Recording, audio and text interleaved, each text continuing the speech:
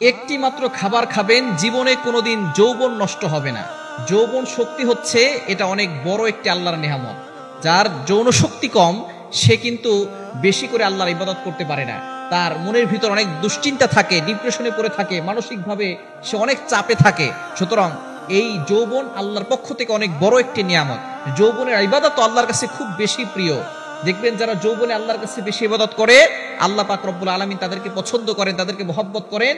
তারা বৃদ্ধকালে যারা যদি আমল করতে নাও পারে, যৌবনে যে আমল করেছে সেই আমলের জন্য তাদেরকে সওয়াব দিয়ে দেওয়া হয়। এই জন্য নবী সাল্লাল্লাহু আলাইহি ওয়াসাল্লাম এটা জানিয়ে দিয়েছেন। এই ক্ষেত্রে যৌবনটাকে অবশ্যই ধরে রাখা দরকার। বর্তমানে ইয়াং পিপলরা গোপন গুনাহ করতে করতে যৌবন শেষ করে দেয়। নবীজি সাল্লাল্লাহু আলাইহি ওয়াসাল্লাম এই বিষয়ে আমাদেরকে জানিয়ে দিয়েছেন, গোপন গুনাহের কাজ করা যাবে না। নবীজি সাল্লাল্লাহু আলাইহি ওয়াসাল্লাম সতর্ক করে দিয়েছেন। এই খাবারের কথা নবীজি সাল্লাল্লাহু আলাইহি ওয়াসাল্লাম নিজে জানিয়ে দিয়েছেন। বুখারী শরীফের 62 নাম্বার হাদিস, নবীজি সাল্লাল্লাহু আলাইহি ওয়াসাল্লাম এখানে জানিয়ে দিয়েছেন যে একবার সাহাবায়ে কেরামকে সামনে রেখে নবী সাল্লাল্লাহু আলাইহি ওয়াসাল্লাম বলতেছেন যে এমন একটি গাছ আছে যেই গাছের পাতা কখনো ঝরে পড়ে না। গাছ মারা গেলেও গাছের পাতা কখনো ঝরে পড়ে না। সমস্ত সাহাবায়ে কেরাম, আব্দুল্লাহ ইবনে ওমর রাদিয়াল্লাহু তাআলা আনহু, ওমর রাদিয়াল্লাহু তাআলা আনহুর সন্তান আব্দুল্লাহ, তিনি বুঝতে পেরেছিলেন গাছটি কোনটি, কিন্তু তিনি কিছু বললেন না। তিনি ছোট ছিলেন তো কিছু বলেন নাই। নবীজি সাল্লাল্লাহু আলাইহি ওয়াসাল্লামের কোন সাহাবী এই গাছের উত্তর দিতে পারলেন না। তখন নবী সাল্লাল্লাহু আলাইহি ওয়াসাল্লাম শেষ পর্যন্ত বললেন, তারা বলল, ইয়া রাসূলুল্লাহ আপনি বলে দেন। নবী সাল্লাল্লাহু আলাইহি ওয়াসাল্লাম বললেন, সেই গাছটা হচ্ছে খেজুর গাছ।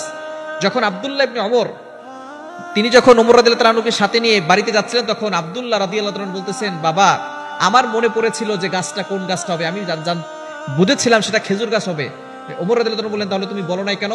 বলে, কোন সাহাবী, বড় বড় সাহাবী কেউ বলে নাই, এই জন্য আমিও বলি নাই, আমার একটু ভয় লেগেছিল। ওমর রাদিয়াল্লাহু তাআলা বললেন, তুমি যদি বলতে তাহলে আমি আরো বেশি খুশি হতাম। যাই হোক, এই গাছটা হচ্ছে খেজুর গাছ, যেই গাছের পাতা ঝরে না, মরে গেলেও গাছের পাতা ঝরে পড়ে না। সুতরাং এই খেজুর গাছটা হচ্ছে বরকতময়, এবং খেজুরটাও বরকতময় খাবার। এটা আমরা অনেকেই জানি না। নবীজি সাল্লাল্লাহু আলাইহি সাল্লাম খেজুর খেতে বলেছেন এবং আরো জানিয়ে দিয়েছেন, অসুস্থ হলে খেজুর খেলে খেজুরের ভিতরে বরকত আছে। যার বাসায় খেজুর আছে তার ঘরে অভাব থাকবে না, নবী সাল্লাল্লাহু আলাইহি সাল্লাম এটা জানিয়ে দিয়েছেন। সুতরাং এই খেজুর আপনি নিয়মিত খাওয়ার চেষ্টা করবেন। এবং নবী সাল্লাল্লাহু আলাইহি ওয়াসাল্লামের একটি হাদিস দ্বারা জানা যায়, যে ব্যক্তি প্রতিদিন সকালবেলা মদিনার আজওয়া খেজুর খেতে পারবে, 7টি করে খেতে পারবে, ভেজালটা না, নির্ভেজাল এবং খাঁটি। যদি আপনি মদিনার আজওয়া খেজুর 7টা করে খেতে পারেন, সাপ যদি আপনাকে কামড় দেয়, সাপের বিষও পানি হয়ে যাবে। এজন্য এই খেজুরটা আপনি নিয়মিত খাওয়ার চেষ্টা করবেন। নবীজি সাল্লাল্লাহু আলাইহি সাল্লাম এই খেজুর খেতে বলেছেন। এই খেজুর যে ব্যক্তি খাবে, আল্লাহ পাক রব্বুল আলামিন তার যৌন শক্তি বাড়িয়ে দিবেন, তার যৌবন কখনো নষ্ট হবে না এবং সে সব সময় ফিট থাকবে মৃত্যু পর্যন্ত।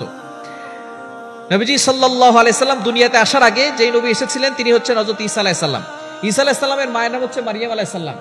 আমরা অনেক মায়েরা আছে গর্ভপাত অবস্থায়, গর্ভবতী যখন হয় তখন তারা তেঁতুল খায়, অনেকে টক ফল খায়, আমড়া খায়, তেঁতুল খায়, বলে এটা খেলে খুব উপকার হয়, তেঁতুল নয়। মারিয়াম আলাইহিস সালামকে আল্লাহ পাক রব্বুল আলামিন খেজুর খেতে বলেছেন। কোরআন সাক্ষী, কোরআনে আল্লাহ তাআলা এই আয়াত জানিয়ে দিয়েছেন।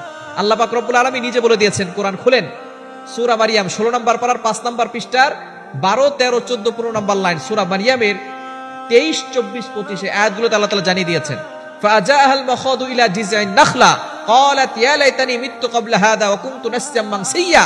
তিনি যখন এই গর্ভবতী অবস্থায় তিনি সামনে অগ্রসর হলেন, তখন একটি খেজুর গাছের ছায়ার নিচে বসলেন। তখন আল্লাহ পাক রব্বুল আলামিন তাকে খেজুর খেতে বলেছিলেন। এই সূরা মারিয়ামের 23, 24, 25, 26 নম্বর আয়াতগুলোতে আপনি এখানে পাবেন। এজন্য অবশ্যই আমরা খেজুর খাবো। গর্ভবতী যে সমস্ত মায়ের আছেন খেজুর খাবেন, দেখবেন বরকত হবে।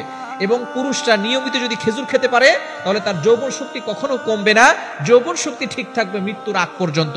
এজন্য যৌবনকে ধরে রাখতে পারলে আপনি সুখী হবেন এবং আপনার পরিবার সুখী হবে, ইবাদত করে মজা পাবেন এবং আপনি চরিত্রকে হেফাজত করতে পারবেন, বিভিন্ন গুনাহ থেকে আপনি বাঁচতে পারবেন। এজন্য খেজুর আপনি নিয়মিত খাওয়ার চেষ্টা করবেন। এটা একটা বরকতি খাবার। এই খেজুরের ভিতরে অনেক নিয়ামত আছে, অনেক বরকত আছে, এটা নবী সাল্লাল্লাহু আলাইহি ওয়াসাল্লাম নিজে বলে দিয়েছেন। এজন্য নিয়মিত যারা খেজুর খাবে তারা সব সময় সুস্থ থাকতে পারবে।